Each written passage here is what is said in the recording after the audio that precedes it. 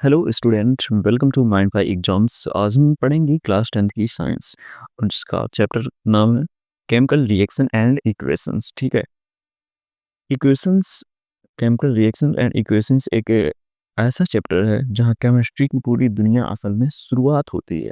उसकी मतलब केमिस्ट्री पूरी तरह अपने अब पर आने का प्रयास करती है। ठीक है, इस प्रकार हम समझते हैं। ठीक है, तो इसी के साथ में नेक्स्ट पॉइंट को बढ़ते हैं और समझते हैं केमिकल रिएक्शंस और इसके जो मतलब समीकरण है इसको। ठीक है, तो केमिकल रिएक्शन क्या होती है? क्या कभी आपने सोचा है केमिकल रिएक्शन आखिर होती क्या है, इसका इंट्रोडक्शन क्या है?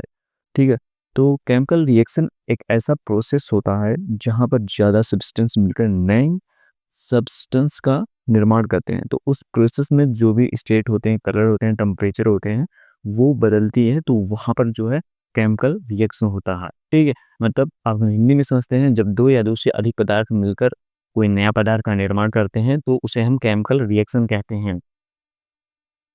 ठीक है, मुझे आशा है कि आपको ये समझ में आया होगा। एग्जाम्पल है जैसे कि दूध का दही में परिवर्तित होना। ठीक है, दूध होता है वो दही में बदल सकता है और बदलता भी है। ठीक है, मैग्नीशियम का जलना। ठीक है, अब इसे इंग्लिश में थोड़ा सा समझेंगे जैसे कि chemical reactions is a change in which new substance forward with new properties. ठीक है, इसी के साथ मैं नेक्स्ट पॉइंट को बढ़ता हूँ। नेक्स्ट में है जैसे कि इसके इंडिकेटर्स क्या हैं, मतलब कि संकेत क्या है रिएक्शंस के। अगर रिएक्शन हो भी रही है तो हम कैसे पता करें कि इसका रिएक्शन हो रहा है। ठीक है, इस पॉइंट को हम समझते हैं। तो सबसे पहला रिएक्शन है जैसे कि कलर में बदलाव। ठीक है, अगर किसी पदार्थ का कलर बदल जाए तो वहां पर समझना कि यहाँ पर रासायनिक अभिक्रिया हुई है। ठीक है, नेक्स्ट है टेम्परेचर में बदलाव। ठीक है, अगर किसी चीज़ का टेम्परेचर हीट हो रहा है या फिर कम हो रहा है, ठीक है, मतलब ठंड हो रहा है, तो मतलब वहाँ पर केमिकल रिएक्शन हो रहा है। थर्ड है गैस का रिलीज होना, मतलब गैस का निकलना। ठीक है, अगर बुलबुले निकल रहे हो या गैस बन रही हो तो वहाँ पर हम समझेंगे कि यहाँ पर गैस मतलब रिलीज हो रही है, मतलब रिएक्शन हो रहा है। अवक्षेप बनना, मतलब कि हम समझते हैं अवक्षेप का सेंस जो होता है मतलब ठोस बनना, द्रव का अचानक में ठोस में परिवर्तित होना। तो इस कंडीशंस में जो है वह केमिकल रिएक्शन करता है। ठीक है, और पांचवा है जैसे कि इसने मैंने नोट डाउन नहीं किया है। पांचवा है जैसे कि गंध आना किसी चीज का। ठीक है, जैसे कि नई या कोई तीव्र गंध आना, तो उस कंडीशंस में जो है केमिकल रिएक्शन का साफ इशारा होता है। ठीक है, ये मैंने बहुत ही शॉर्ट तरीके से आप लोगों को समझाने का प्रयास किया है। ठीक है, इसी के साथ में बढ़ते हैं नेक्स्ट पॉइंट की ओर। जैसे कि अब नेक्स्ट पॉइंट है कि समीकरण को कैसे लिखते हैं।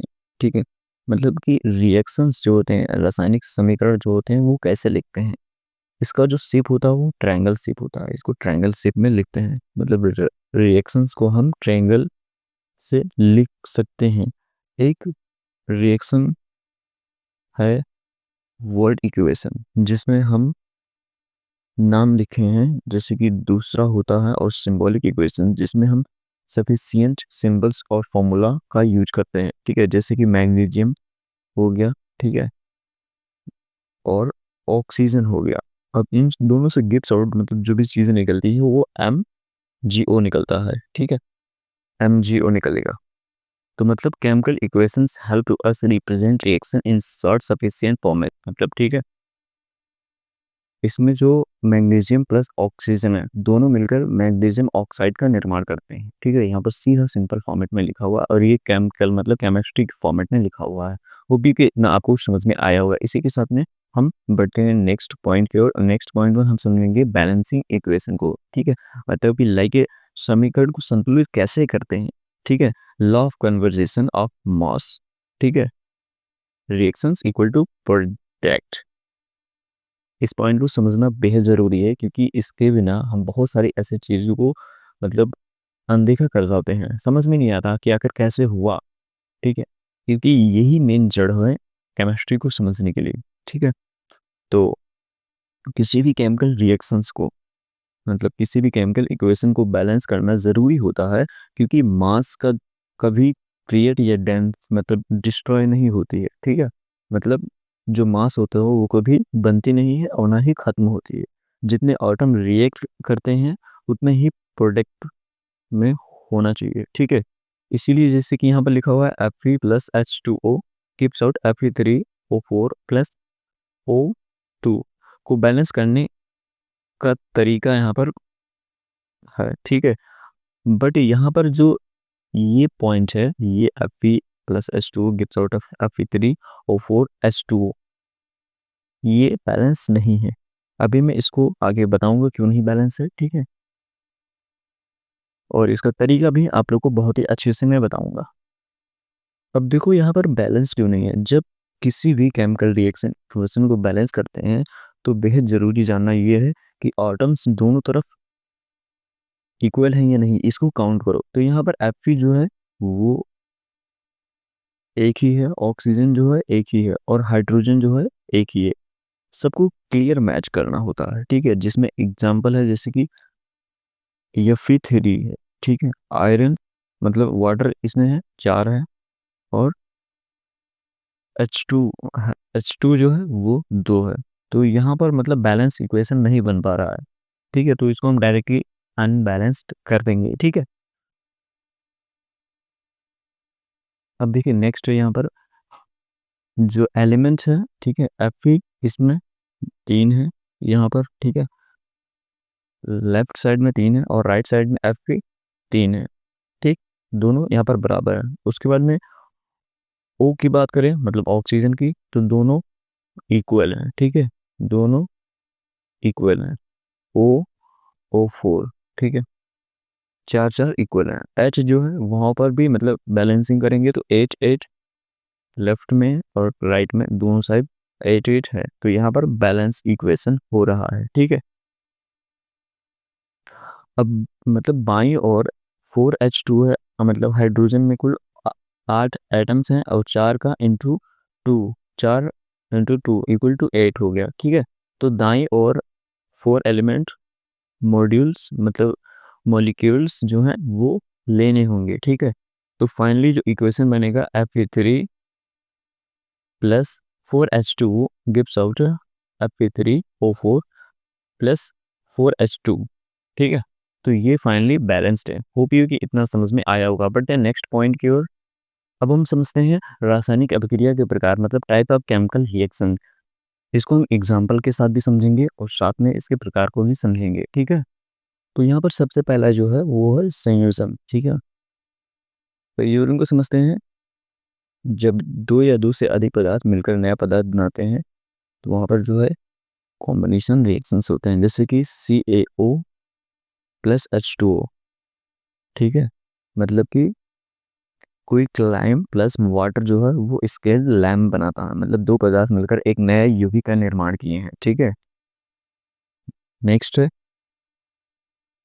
अपघटन, मतलब कि डी कॉम्बिनेशन रिएक्शंस, ठीक है। जब कोई बड़ा यौगिक टूटकर छोटे छोटे पार्ट में या एक से अधिक पदार्थ मतलब टुकड़े में डिवाइड हो जाते हैं तो वहां पर जो है अपघटन क्रिया कहलाती है, ठीक है। होप यू कि इतना समझ में आया होगा। नेक्स्ट है विस्थापन। विस्थापन का सेंस निकलता है सीधा ही, ठीक है, रिप्लेस होना। जब एक तत्व किसी यौगिक के दूसरे तत्व को हटा देता है तो उस कंडीशन में हम डिस्प्लेसमेंट करते हैं। डबल डिस्प्लेसमेंट मतलब अगर दो जगह पर, ठीक है, दो यौगिक आपस में अदल बदल कर नए यौगिक का निर्माण करते हैं तो वहां पर भी हमारा द्वितीय विस्थापन कहलाता है, ठीक है, मतलब डबल डिस्प्लेसमेंट कहलाता है। इसी के साथ में नेक्स्ट पॉइंट है जिससे हम कहते हैं रेडॉक्स या फिर कह सकते हैं हम अपसंजन क्रिया, ठीक है। इसमें ऑक्सीजन जुड़ती है या हाइड्रोजन हटती है, ठीक है। और इसमें ऑक्सीकरण कहते हैं इस प्रोसीजर को, ठीक है। इस प्रोसेस को ऑक्सीकरण कहते हैं। और जब ऑक्सीजन हटती है या हाइड्रोजन जुड़ती है तो उसे हम अपचयन कहते हैं, ठीक है। बहुत ही अच्छे से मैंने इस चीज़ को आप लोगों को बताने का ट्राई किया है, ठीक है। इसी के साथ में बढ़ते हैं नेक्स्ट पॉइंट की ओर। अब हम समझे कि केमिकल रिएक्शंस को अपनी डेली लाइफ में कैसे देख सकते हैं, ठीक है, कैसे उस चीज़ को हम समझ सकते हैं। ये चीज़ समझना बहुत ही आसान है, ठीक है। जैसे कि हम देखते हैं कि अक्सर लोहे में जंग लग जाता है, ठीक है, वहाँ पर क्या होता है केमिकल रिएक्शन हो जाता है। आतिशबाजी जब हम पटाखे को फोड़ते हैं वहाँ पर कई सारे, ठीक है, धुआँ वगैरह चीज़ें निकलती हैं। खाना पकाना, खाना को जब पकता है तो वहाँ पर जो भाप निकलता है वहाँ पर भी केमिकल रिएक्शंस होता है, गैस निकलती है, ठीक है। अब पाचन, शरीर में पाचन क्रिया, हमारे शरीर में जो भी पाचन क्रिया है वो मतलब फूड को डाइजेस्ट करती है, तो वहाँ पर भी केमिकल रिएक्शन के ही थ्रू ये सब चीज़ें पॉसिबल हो पाती हैं, ठीक है। मतलब साइंस इज ऑल अराउंड, हमारी साइंस चारों तरफ है, साइंस हमारी चारों तरफ है, ठीक है। इवन हम किचन और अपने पेट में भी देख सकता है, ठीक है। तो इतना आप लोगों को समझ में आया होगा वो, क्योंकि इसी के साथ में नेक्स्ट पॉइंट कर बढ़ते हैं, और नेक्स्ट पॉइंट में हम देखते हैं क्या है, इसको याद करने का ट्रिक, ठीक है। जैसे कि CODEDIDORE, ये एक सिंपल फॉर्मेट है याद करने का, ठीक है। मतलब कॉम्बिनेशन, डिस्कम्पोजिशन, डिस्प्लेसमेंट, डबल डिस्प्लेसमेंट और रिडॉक्स, ठीक है। ये हमारी कुछ थी, और इसी के साथ में नेक्स्ट पॉइंट है, जैसे कि हम समझेंगे आप लोग के लिए थोड़ा सा क्वेश्चन प्रैक्टिस सेट मैंने रखा है, जैसे कि दो हैं, इसको आप लोग को संतुलित करना है, यानी बैलेंसिंग करना है, ठीक है। बैलेंस करके आप लोग को कमेंट के माध्यम से बताना है। इसी के साथ में मैं चाहता हूँ कि अपनी इस क्लास को यहीं पर एंड करते हैं, ठीक है। तो फाइनली आप लोग को आज बहुत ही अच्छे से मैंने हर एक चीज़ को समझाने का ट्राई किया है। तो इसी के साथ में थैंक यू दोस्तों। अगर आपको ये वीडियो पसंद आई हो तो लाइक करें, शेयर करें और सब्सक्राइब जरूर करें। मिलते हैं नेक्स्ट वीडियो में नेक्स्ट कॉन्सेप्ट के साथ। Till then learning and stay curious. Thank you so much.